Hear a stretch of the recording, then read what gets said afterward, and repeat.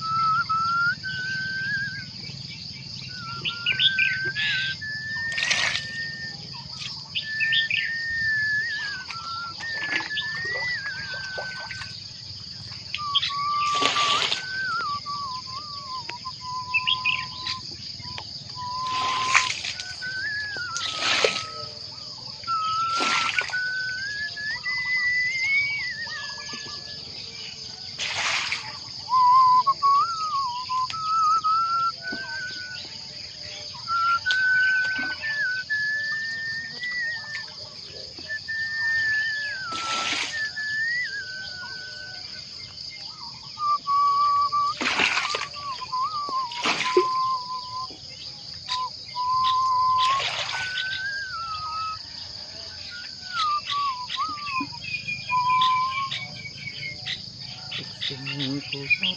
ผู้ชายจึงเคยก็ที่ไหน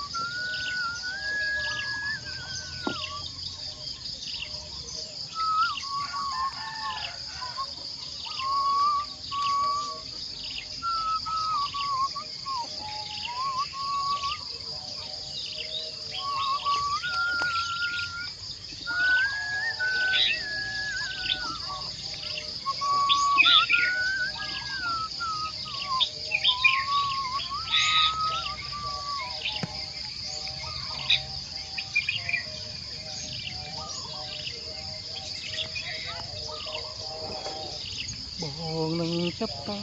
ផ្លងពួនក្រាកំណាប់ស្នេហានៅពេលរាត្រីបើសិនខំកងសូមស្ងួនប្រណីដល់ចិត្តកវៃរូបបងផងណា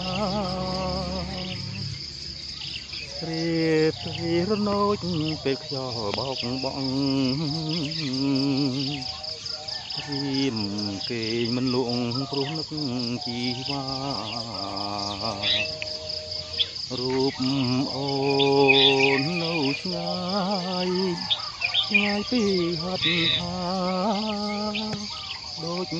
សត្វមច្ឆាឆ្ងាយពីគង្គីព្រៀមលួចញញឹមសង្ឃឹមថាព្រឹកបានជួបពន្លឹករលឹកទៅក្រាក្របីឆ្លងអូហងគោហោហា